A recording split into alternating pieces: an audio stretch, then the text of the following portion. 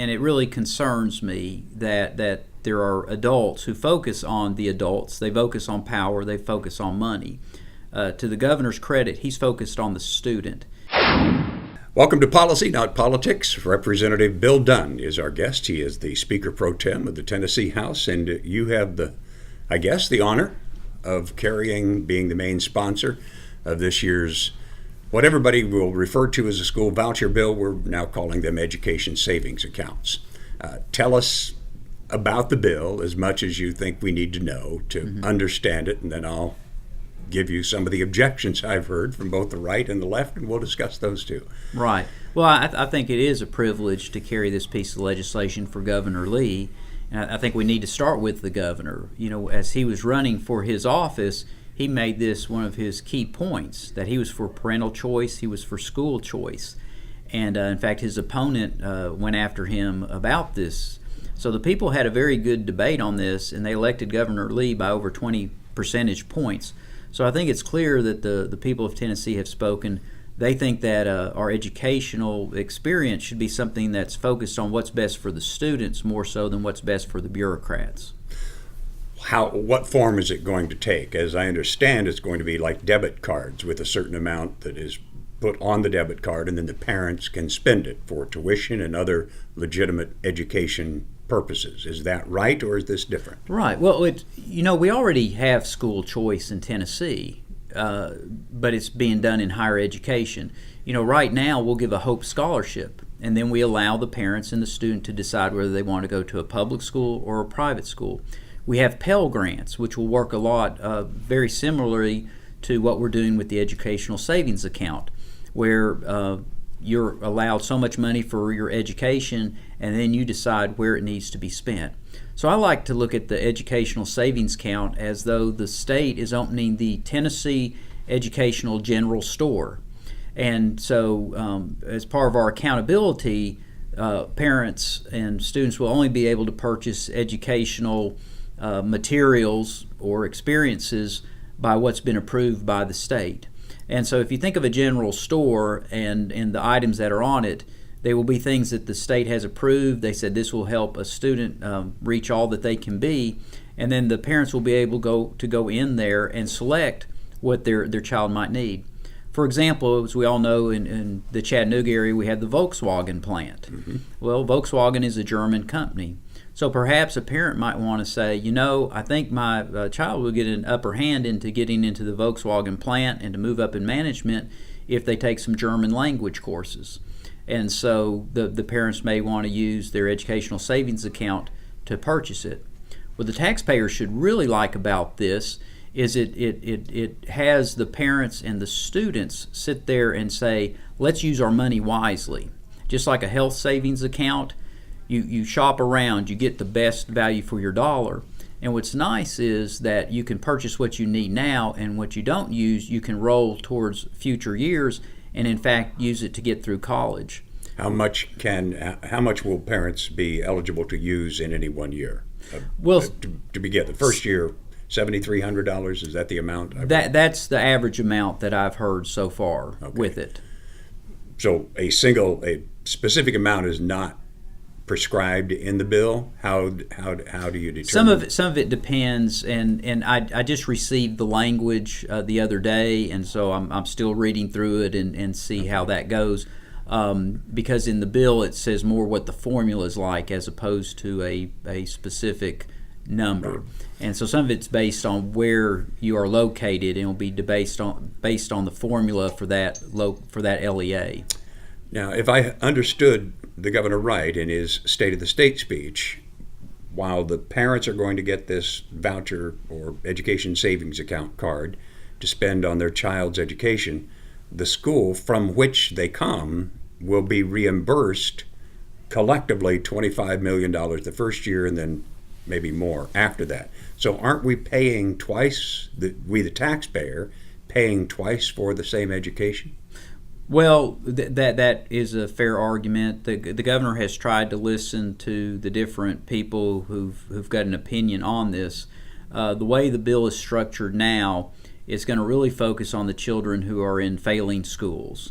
And we all know that we're going to have to change that trajectory. that if they remain in a school where 95% of the children can't read at grade level, that's not good, and it's not going to get any better. So the ESA allows them to escape that cycle, to have a different experience, and it will change their life and their future generations forever. And so part of the pushback from this were the local education associations, the school boards, saying, you're taking money from us. Well, I would argue, we're taking the student, and so you have no student to educate, and you actually, the way I think that's a great argument. Yeah. So why are we going to continue to give the schools that amount of money anyway, as if there was a child in the seat? Well, I think part of, since we are just focused on these failing schools that have a more difficult clientele, they're located in parts of the city that have challenges that no one else has. The money is to say that, we know that some work needs to be done here, and we're not abandoning you. So you could probably say that there'd probably be some extra money spent there anyways, and by tying it with the ESAs, it makes it clear that you're not being harmed by this approach. And yet the schools and the teachers associations, or at least the biggest one, opposes it anyway, even though they seem to be getting a bonus. Yep. Rather than having money taken away from them. They get to teach fewer children with the same amount of money, but yet they oppose it anyway, which... Well, some of it, I think, it comes down to power, and it really concerns me that there are adults who focus on the adults. They focus on power. They focus on money. To the governor's credit, he's focused on the student, and I think Tennessee taxpayers, they would agree that we have an educational system for the children, for the students, to better their lives. I don't think they pay all these taxes to enrich bureaucrats, to do what's best for the adults. Right. I assure you, the adults in the system will be okay. They will do fine. They can adjust.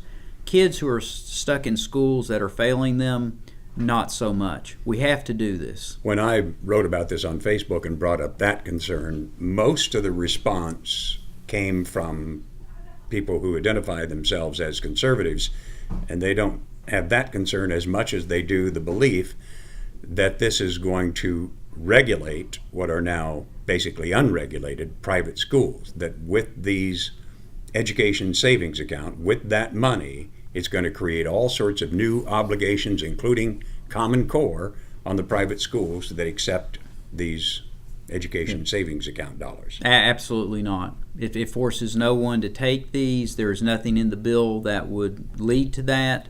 So I think some of my colleagues down here are using that as an excuse. Their real reason is that the school boards have got control of them, and they don't want to vote for this. This is a Republican conservative principle.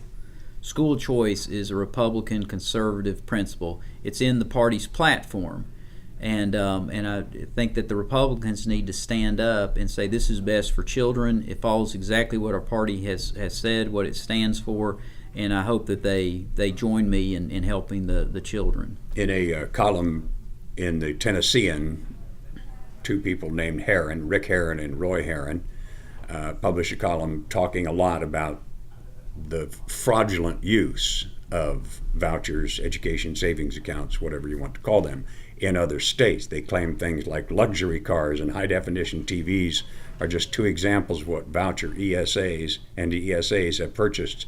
In 2015, an Arizona woman was indicted for using an ESA to pay for an abortion. What safeguards are in the bill to prevent that kind of thing from happening in Tennessee? Because there are other states who have reported similar things, the degree of which is somewhat in question. Well, first of all, I have read that ridiculous column, and you just have to remember the two individuals who wrote it, they get paid to do that kind of thing. They get paid to come up with that kind of stuff, to fight bills like this for school choice. So that's their approach to it. As I mentioned early on, this is going to be like the Tennessee Education General Store, and we are not going to put luxury cars on the shelf. We are not going to put abortions on the shelf. We're only going to put things that have gotten approval. And if you're going to shoot something down because at some point in some other state somebody did something fraudulently, you'd have to shut down every public school. Our comptroller, he does reports all the time about somebody who misuses our public educational dollars, whether it's a bookkeeper at a place, a coach, someone who's got the concession stand. I mean, we'd have stacks and stacks of places where people misused and did fraud within our own public school system. We don't shut them down for that. We take care of the people who abuse it, and they should be punished. And if in this case someone finds a loophole and misuses or abuses the money, then there will be consequences for them. Are there consequences spelled out in the bill for fraudulent use, a specific punishment or anything like that? Does the bill address that at all? Well, when you have a bill and you have an agreement, when people enter into this, it says this is what they may be used for and not used for. So that's within the agreement of what they have. And so anytime someone violates an agreement, the first thing you're going to do is end the program and take the money back. And then if they've crossed the line for criminal or civil charges, then that's a different matter that would be turned over to the appropriate authorities. Okay. Come back tomorrow for part 2 of this exclusive Policy Not Politics interview with Representative Bill Dunn, who will discuss why every child can't be offered a school voucher right away and why the research on the academic impact on school vouchers is not better than it is.